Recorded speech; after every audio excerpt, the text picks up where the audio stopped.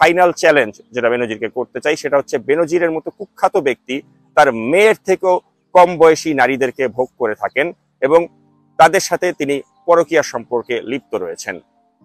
তার বউ কি এই বিষয়গুলো জানে না? অর্থাৎ তার স্ত্রী জিসান মির্জা, তিনি কি এই বিষয়গুলো জানেন না?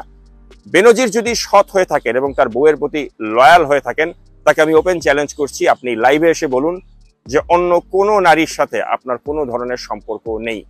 আমিও দর্শকদেরকে সাক্ষী রেখে বললাম, আপনার নারী কেলেঙ্কারি, আপনার গার্লফ্রেন্ডের সাথে আপনার যে ফোন আলাপ, সেটি আমি ফাঁস করতে যাব। যদি সাহস থাকে আমার এই চ্যালেঞ্জটি আপনি অ্যাকসেপ্ট করুন। এই যে বেনজির যে বললেন যে তিনি যে কোনো ধরনের দুর্নীতির সাথে জড়িত নয়, এটা আমার কাছে অত্যন্ত হাস্যকর লেগেছে। তো আমি এই ভিডিওতে বেনজিরকে কয়েকটি বিষয় আমি চ্যালেঞ্জ করব এবং তাকে বলবো যদি সৎ সাহস থাকে সে যেন আমার এই চ্যালেঞ্জগুলো গ্রহণ করে একটা প্রতিক্রিয়া জানায়। প্রথম বিষয়টি হচ্ছে, বেনজির আহমেদ নিজেকে যে দুর্নীতিবাজ তিনি যে নন দাবি করে যে ভিডিওটি বানালেন, তাকে আমি প্রশ্ন করতে চাই, আপনার যে আইকন টাওয়ারে যে অ্যাপার্টমেন্টটি রয়েছে 20 কোটি টাকা মূল্যমানের, অর্থাৎ আপনার সারা জীবনের ইনকামেরও 10 গুণ বেশি টাকায় যে অ্যাপার্টমেন্টটি আপনি ক্রয় করেছেন, এই অ্যাপার্টমেন্টের টাকা আপনি কোথা থেকে পেলেন, এই প্রশ্ন রাখতে চাই। এবং প্রিয় দর্শক, স্ক্রিনে আপনারা তার সেই বিলাসবহুল আইকন টাওয়ারে তার যে বাসা, সে বাসার একটি ছবি আপনারা দেখতে পাচ্ছেন এবং তার যে 3 মেয়ে, এই 3 মেয়ে এই বাসাতেই এই ছবিটি তুলেছে। তো প্রশ্ন হচ্ছে, এই বিলাসবহুল অ্যাপার্টমেন্টটি কেনার টাকা তিনি কোথায় পেলেন, এই প্রশ্ন আমি তার কাছে রাখতে চাই। দ্বিতীয় আমি যে চ্যালেঞ্জটি তাকে ছুড়ে দিতে চাই সেটি হচ্ছে সাব্বির বিকাশ প্রসঙ্গে। এই সাব্বির বিকাশ হচ্ছে এই কুখ্যাত বেনজির আহমেদের তিনি ভাগ্নে পরিচয় দিয়ে চলে থাকেন এবং আমি এর আগেও বলেছি আপনাদেরকে যে সাব্বির বিকাশের যা টাকা তা বেনজির আহমেদেরই টাকা। তো এখন আমি প্রশ্ন রাখতে চাই যে যখন বেনজির আইজিপি ছিল তখন এই সাব্বির বিকাশকে ক্রিকেট বোর্ডের সাথে ব্রডকাস্ট রাইটস এর যে চুক্তি, অর্থাৎ সাব্বির বিকাশের যে কোম্পানি ব্যানটেক, তাকে যে এই 161 কোটি টাকার যে একটি চুক্তি করতে দেয়া হয়েছিল, এটা কোন ক্ষমতা বলে দেয়া হয়েছিল? এবং আমি আগেও বলেছি সাব্বির বিকাশের টাকা এবং বেনজিরের টাকা এক। তো সেজন্য এই যে ব্যানটেককে যে 161 কোটি টাকার যে ব্রডকাস্টিং যে রাইটস সেটা যে দেওয়া হয়েছিল, এটি বেনজির আইজিপি থাকার সময় করা হয়েছিল। কোন ক্ষমতা বলে এটা করা হলো এবং এই টাকাটি কি আসলেই সাব্বির বিকাশের নাকি বেনজিরের? এবং এই যে সাব্বির বিকাশকে 161 কোটি টাকার যে ব্রডকাস্ট রাইটস দেয়া হলো, এটি বেনজিরের ক্ষমতা ছাড়া কোনোভাবে কি এটা দেওয়া সম্ভব ছিল কিনা? আর যদি সম্ভব হয়ে থাকে তাহলে প্রশ্ন রাখতে চাই, সম্প্রতি যে ক্রিকেট বোর্ডের যে আরেকটি চুক্তি হলো নতুন একটি কোম্পানির সাথে, অর্থাৎ সাব্বির বিকাশের কোম্পানি কিন্তু এখন আর নেই ব্রডকাস্ট রাইটস, অন্য কোম্পানির সাথে বিসিবি চুক্তি করেছে, কারণ এখন বেনজিরের সেই আগের ক্ষমতা নেই। তো এ থেকে স্পষ্টই বোঝা যাচ্ছে যে বেনজিরের ক্ষমতা নেই, তাই সাব্বির বিকাশেরও ক্ষমতা নেই, তাই সাব্বির বিকাশের কোম্পানির সাথে বিসিবি তাদের কন্ট্রাক্টকে রিনিউ করেনি। তো এই যে ব্যানটেককে যে 161 কোটি টাকার কন্ট্রাক্টটি দেয়া হলো, এটা কোন আলাদিনের চেরাগের বলে বা কোন জাদু বলে দেয়া হয়েছে? এই প্রশ্ন এবং এই চ্যালেঞ্জটি বেনজির আহমেদকে আমি রাখতে চাই। প্রিয় দর্শক, তাই নয়, বেনজির আহমেদ নিজেকে আরো এত যে নির্দোষ দাবি করলেন, তাকে আমি আরেকটি চ্যালেঞ্জ ছুড়ে দিতে চাই যে আপনার স্ত্রী, তার কি সিঙ্গাপুরের রেসিডেন্সিয়াল পারমিট নেই? স্ক্রিনে আপনারা দেখতে পাচ্ছেন তার সিঙ্গাপুরের রেসিডেন্সিয়াল পারমিটের একটি কপি। তো আমি এই নাম্বারটি সহ এটি এখানে রয়েছে। আমি বেনজিরকে চ্যালেঞ্জ করতে চাই যে আপনি কি আপনার স্ত্রী বা পরিবার পরিজন সহ সিঙ্গাপুরের রেসিডেন্সিয়াল পারমিট নেননি? যদি না নিয়ে থাকেন তাহলে আমি যেটা স্ক্রিনে শো করছি এটাকে অস্বীকার করে সাহস থাকলে একটা প্রতিক্রিয়া দেন বা ভিডিও বানান। পাশাপাশি আরেকটি বিষয়, গ্রিন টিভি। গ্রিন টিভিতে বেনজিরের শেয়ার রয়েছে এবং গ্রিন টিভির মতো একটি চ্যানেল, আপনারা জানেন যে একটা বেসরকারি চ্যানেল মানেই হচ্ছে অনেক ব্যয়বহুল একটি প্রকল্প। তো এরকম একটি ব্যয়বহুল চ্যানেলে কোন জাদু বলে বেনজিরের ভাগ্নে সাব্বির বিকাশ শেয়ার ক্রয় করতে পারে? কোন জাদু বলে সাব্বির বিকাশ গ্রিন টিভির অফিসে গিয়ে এত চমৎকার করে তাদের অনুষ্ঠানে পার্টিসিপেট করতে পারে? তাকে ডিরেক্টর বানিয়ে দেয়া হলো, বেনজির তাদের প্রত্যেকটা অনুষ্ঠান উদ্বোধন করতে গেলেন। আমার কথা হচ্ছে, পুলিশের একজন সাবেক আইজিপি এবং তার ভাগ্নে কোন ক্ষমতা বলে তারা গ্রিন টিভির শেয়ারের মালিক হতে পারেন? এখন বেনজির হয়তো বলতে পারে যে কাগজে কলমে হয়তো বেনজিরের নাম নেই শেয়ারে। আমি বেনজিরকে চ্যালেঞ্জ দিতে চাই, সাব্বির বিকাশ কোন জাদু বলে গ্রিন টিভির শেয়ারের মালিক হলো? আপনার যদি সৎ সাহস থাকলে আপনি আমার এই প্রশ্নের জবাব দেন। তো প্রিয় দর্শক, আমি আগেও বলেছি, এখনো বলছি, সাব্বির বিকাশের টাকা মানেই হচ্ছে বেনজির আহমেদের টাকা। গ্রিন টিভিতে সাব্বির বিকাশের যে শেয়ার, এটা বেনজিরেরই শেয়ার। পাশাপাশি এই সাব্বির বিকাশকে এই যে ব্যানটেক নামে একটি কোম্পানি খুলে বিসিবির যে ব্রডকাস্ট রাইটস এর নামে এই যে 161 কোটি টাকার যে চুক্তিটা করা হয়েছিল, এটা বেনজির আইজিপি থাকাকালীন সময় করা হয়েছিল এবং এটা বেনজির আহমেদেরই টাকা।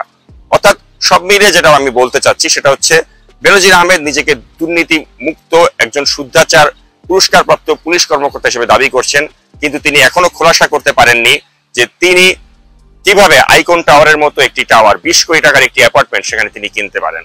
তিনি এখনো খোলাসা করেননি কি করে তার ভাগ্নে 161 কোটি টাকার এই বিসিবির ব্রডকাস্ট রাইটস এর মালিক হতে পারে। তিনি এখনো খোলাসা করতে পারেননি কি করে তার স্ত্রী জিসান মির্জা তিনি সিঙ্গাপুরের রেসিডেন্সিয়াল পারমিট নিতে পারে। পাশাপাশি তিনি এখনো খোলাসা করেননি আলিফ ইঞ্জিনিয়ারিং নামের এই কোম্পানিটি, যেটি তার স্ত্রীর নামে রয়েছে, এটির মালিকানা তারা কি করে করতে পারলেন সিঙ্গাপুরের মতো একটি ব্যয়বহুল শহরে। এবং এই আলিফ ইঞ্জিনিয়ারিং এর যাবতীয় নথিপত্র আমার কাছে রয়েছে, যেটা আপনারা স্ক্রিনে দেখতে পাচ্ছেন। তো এই হচ্ছে তার আর্থিক দুর্নীতির কিছুটা চিত্র। প্রিয় দর্শক, আমি তুলে ধরে তাকে চ্যালেঞ্জ করলাম, এই বিষয়গুলো যদি মিথ্যা হয়ে থাকে বেনজির যেন এর একটি জবাব দেন। হিসেবেই কিন্তু বেনজিরের মুখোশ উন্মোচন করেছে বসুন্ধরা গ্রুপের কুখ্যাত কালের কণ্ঠ। কিন্তু তারপরেও আমি কিন্তু বিষয়টিকে সাধুবাদ জানিয়েছিলাম এ কারণেই যে অ্যাটলিস্ট কুকুরে কুকুরে কামড়াকামড়ি করার মাধ্যমে একটা কুকুর অর্থাৎ বেনজিরের মতো একটা কুকুরের মুখোশটা জনগণের সামনে উন্মোচিত হলো। যদিও আমি আরো প্রায় বছরখানেক আগেই বেনজিরের বাড়ি গাড়ি ও নারীর খবর শিরোনামে আমি ধারাবাহিকভাবে 3টি প্রতিবেদন করে এই বিষয়গুলো আমি আরো আগেই উন্মোচন করেছিলাম।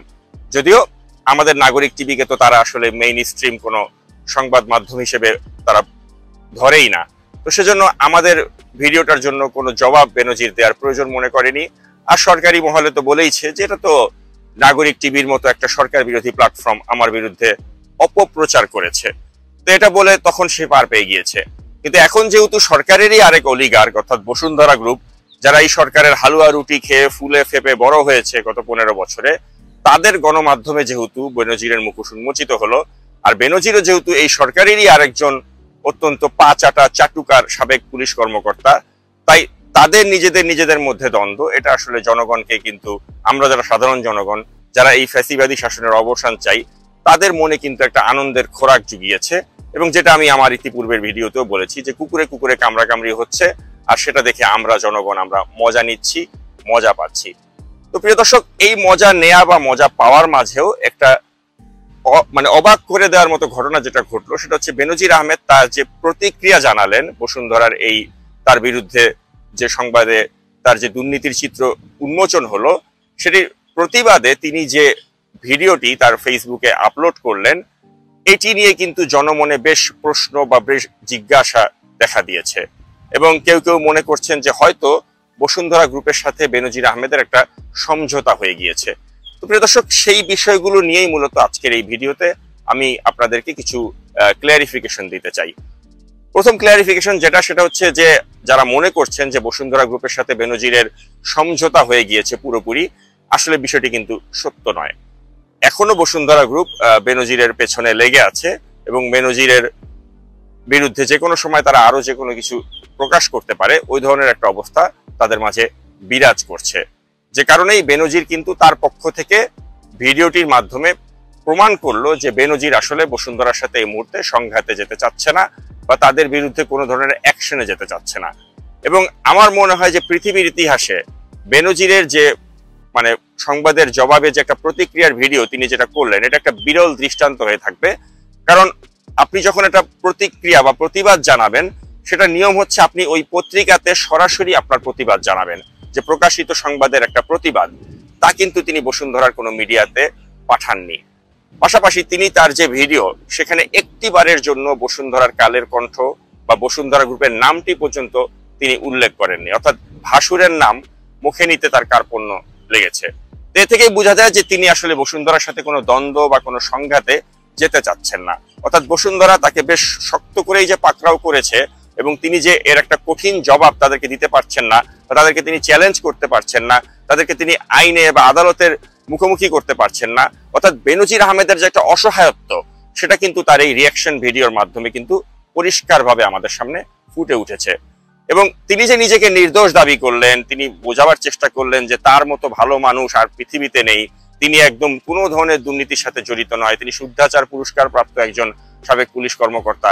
কিন্তু কই, তিনি তো একবারও বললেন না যে এই যে বসুন্ধরার যে এই মিডিয়াতে তাকে নিয়ে যে এই সংবাদ ছাপা হলো এর বিরুদ্ধে তিনি আইনগত পদক্ষেপ নেবেন বা তাদেরকে তিনি আইনের কাঠগড়ায় দাঁড় করাবেন।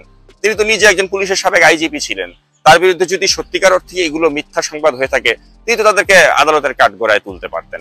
তিনি তা না করে তিনি একটা ভিডিওর মাধ্যমে দাবি করছেন যে তিনি নিষ্পাপ, তিনি নির্দোষ, তিনি কোনো ধরনের দুর্নীতির সাথে জড়িত নয়। তো বিষয়টি আসলে পুরোপুরি হাস্যকর এবং বেনজিরের ওই অসহায়ত্বই কিন্তু আমাদের সামনে ফুটিয়ে তুলেছে। আর বসুন্ধরা যে তার সাথে এখনো পুরোপুরি কোনো আপোষে যায়নি, তার একটি সবচেয়ে বড় প্রমাণ হচ্ছে যে আজকেও কিন্তু বসুন্ধরার মালিকানাধীন বাংলাদেশ প্রতিদিন পত্রিকাতে এই ব্যারিস্টার সুমন তিনি যে দুদকে যাচ্ছেন এই বেনজিরের এই সংবাদটিকে কেন্দ্র করে, এবং দুদকে গিয়ে যে বেনজিরের বিরুদ্ধে ব্যবস্থা নেওয়ার জন্য তিনি যে আবেদন করতে যাচ্ছেন, এই সংবাদটিও কিন্তু বসুন্ধরার মিডিয়াতে বেশ ফলাও করে প্রচার করা হয়েছে। তো যদি সত্যিকার অর্থেই বেনজিরের সাথে বসুন্ধরার একটা পুরোপুরি আপোষ হয়ে যেত, তাহলে কিন্তু এই সংবাদটি তারা স্কিপ করতে পারতো। এ থেকে বোঝা যাচ্ছে যে বসুন্ধরা কিন্তু এখনো মানে বেনজিরের সাথে তাদের যে দর কষাকষি, সেই দর কষাকষি তারা এখনো অব্যাহত রেখেছে, এবং বেনজিরকে বেশ ভালোভাবেই তারা কিন্তু পাকড়াও করেছে এবং তাকে অনেকটা ব্ল্যাকমেইল করার চেষ্টা করছে। তো আমি ব্যক্তিগতভাবে বিষয়টিকে আমি এনজয় করছি, কারণ আমি চাই যে বেনজিরের মতো একটা দুর্বৃত্ত শাপলা চত্বরে নিরীহ এতিম ছাত্রদেরকে হত্যার খলনায়ক, তার বিরুদ্ধে বসুন্ধরার মতো কুখ্যাত গ্রুপও যদি সংবাদ ছাপায়, সেটাকেও আমি অ্যাপ্রিসিয়েট করি। তো সেজন্য বসুন্ধরা যে এই কুখ্যাত ব্যক্তির পেছনে লেগেছে, এক্ষেত্রে আমি বসুন্ধরাকে অবশ্যই সাধুবাদ জানাই। তবে আমার সাথে বসুন্ধরার যে ব্যক্তিগত দ্বন্দ্ব, অর্থাৎ বসুন্ধরা গ্রুপ যে একটা বাংলাদেশের ভূমিদস্যু গ্রুপ, তারা যে মুনিয়া হত্যা এবং ধর্ষণের সাথে তাদের এমডি সরাসরি জড়িত, তো সেসব কারণে বসুন্ধরার মতো কুখ্যাত গ্রুপকে আমি মনে প্রাণে ঘৃণা করি, আজীবন ঘৃণা করে যাব। কিন্তু অ্যাপার্ট ফ্রম দ্যাট, তারা যে বেনজিরকে নিয়ে যে প্রতিবেদন করেছে, এ ব্যাপারে আমি তাদেরকে সাধুবাদ জানাই। আর শেষ করার আগে আমি ফাইনাল চ্যালেঞ্জ যেটা বেনজিরকে করতে চাই, সেটা হচ্ছে বেনজিরের মতো কুখ্যাত ব্যক্তি তার মেয়ের থেকেও কম বয়সী নারীদেরকে ভোগ করে থাকেন এবং তাদের সাথে তিনি পরকীয়া সম্পর্কে লিপ্ত রয়েছেন। তার বউ কি এই বিষয়গুলো জানে না? অর্থাৎ তার স্ত্রী জিসান মির্জা, তিনি কি এই বিষয়গুলো জানেন না? বেনজির যদি সৎ হয়ে থাকেন এবং তার বউয়ের প্রতি লয়াল হয়ে থাকেন, তাকে আমি ওপেন চ্যালেঞ্জ করছি, আপনি লাইভে এসে বলুন যে অন্য কোনো নারীর সাথে আপনার কোনো ধরনের সম্পর্ক নেই। আপনাকে চ্যালেঞ্জ দিলাম, যদি সৎ সাহস থাকে আপনি এসে বলুন যে আপনার স্ত্রী ছাড়া অন্য কোনো নারীর সাথে আপনার কোনো অবৈধ সম্পর্ক নেই। চ্যালেঞ্জ দিলাম, কারণ আমি জানি আপনি আমার চ্যালেঞ্জ গ্রহণ করতে পারবেন না। আর যদি গ্রহণ করেন, আমিও দর্শকদেরকে সাক্ষী রেখে বললাম, আপনার নারী কেলেঙ্কারি, আপনার গার্লফ্রেন্ডের সাথে আপনার যে ফোন আলাপ, সেটি আমি ফাঁস করতে যাব। যদি সাহস থাকে আমার এই চ্যালেঞ্জটি আপনি অ্যাকসেপ্ট করুন। তো প্রিয় দর্শক, কুখ্যাত বেনজিরের এই যে একটা প্রতিক্রিয়ার ভিডিও, এটির আসলে জবাব না দিয়ে আমি থাকতে পারলাম না, সেজন্য আজকের এই ভিডিওটি করা। এবং আমি দেখতে চাই আমার এই ভিডিওতে আমি যে চ্যালেঞ্জগুলো তাকে ছুড়ে দিলাম, এগুলোর কোনো জবাব নিয়ে তিনি হাজির হতে পারেন কিনা। আর যদি হাজির হতে না পারেন, তাহলে ধরে নেব বসুন্ধরার কাছে যেভাবে তিনি নথি স্বীকার করে তাদের বিরুদ্ধে কোনো মামলা বা আইনগত ব্যবস্থায় তিনি যেতে পারলেন না, আমার বিষয়টাকেও চ্যালেঞ্জ করার মতো সাহস না থাকার কারণেই হয়তো তিনি এর কোনো পাল্টা রিয়েকশন দেবেন না। তো তিনি কি করবেন এটা সময় বলে দেবে। তবে আমি এই চ্যালেঞ্জগুলো, এই প্রশ্নগুলো আপনাদেরকে সাক্ষী রেখে এই ভিডিওতে করে গেলাম। প্রিয় দর্শক, এতক্ষণ আমার সাথে থাকার জন্য অসংখ্য ধন্যবাদ জানিয়ে আজকের মতো বিদায় নিচ্ছি। পুলিশের সাবেক আইজি বেনজিরের দুর্নীতি অনুসন্ধানে রিট। পুলিশের সাবেক আইজি বেনজির আহমেদের দুর্নীতির অভিযোগের অনুসন্ধান চেয়ে হাইকোর্টে রিট দায়ের করেছেন এক আইনজীবী। সোমবার হাইকোর্টের সংশ্লিষ্ট শাখায় সুপ্রিম কোর্টের আইনজীবী সালাউদ্দিন রিগান রিটটি দায়ের করেন। বিচারপতি নজরুল ইসলাম তালুকদারের হাইকোর্ট বেঞ্চে এর শুনানি অনুষ্ঠিত হবে। দুদকের আইনজীবী খুরশেদ আলম খান বলেছেন, তারা রিটের একটি কপি হাতে পেয়েছেন। সেখানে বেনজির আহমেদের বিরুদ্ধে ওঠা দুর্নীতির অভিযোগ অনুসন্ধান করতে নির্দেশনা চাওয়া হয়েছে। রিটে দুদক চেয়ারম্যান, সচিবসহ 4 জনকে বিবাদী করা হয়েছে। এর আগে বেনজির আহমেদের বিরুদ্ধে ওঠা অভিযোগ অনুসন্ধানে দুর্নীতি দমন কমিশনে দুদক চিঠি দেন ব্যারিস্টার সৈয়দ সাদেকুল হক সুমন। চিঠিতে বলা হয়, বাংলাদেশ পুলিশের সাবেক মহাপরিদর্শক বেনজির আহমেদ 34 বছর 7 মাস চাকরি করে গত 30শে সেপ্টেম্বর 2022 সালে অবসরে যান।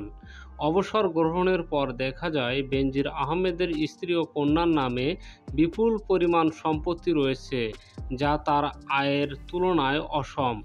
গত 31শে মার্চ একটি জাতীয় দৈনিকে ঢাকায় বেনজিরের জন্ম আলাদিনের চেরাগ শিরোনামে একটি সংবাদ প্রকাশিত হয়। তারপর থেকেই একের পর এক বেনজিরের অঢেল দুর্নীতির অর্থ সম্পদ ফাঁস হতে থাকে মিডিয়াতে, যা নিয়ে বর্তমানে আলোড়ন সৃষ্টি হয়েছে। বর্তমানে বেনজির এ নিয়ে সর্বশেষ গতকাল মুখ খুলেছে যে তিনি যা কিছু অর্জন করেছেন সব কিছু তার বৈধ টাকায় করা। যদিও দুদকের আইনজীবীর বিরুদ্ধে রিটের পর বর্তমান পরিস্থিতি অত্যন্ত জটিল হয়ে দাঁড়িয়েছে। এখন দেখার বিষয় বেনজিরের বিরুদ্ধে দুদক যথাযথ ব্যবস্থা গ্রহণ করতে পারে কি না। প্রিয় দর্শক, এতক্ষণ ধৈর্য ধরে ভিডিওটি দেখার জন্য আপনাদেরকে অনেক অনেক ধন্যবাদ। ভিডিওটি লাইক, কমেন্ট ও বেশি বেশি শেয়ার করুন। এরকম ভিডিও পেতে চ্যানেলটি সাবস্ক্রাইব করে আমাদের সঙ্গে থাকুন। আসসালামু আলাইকুম।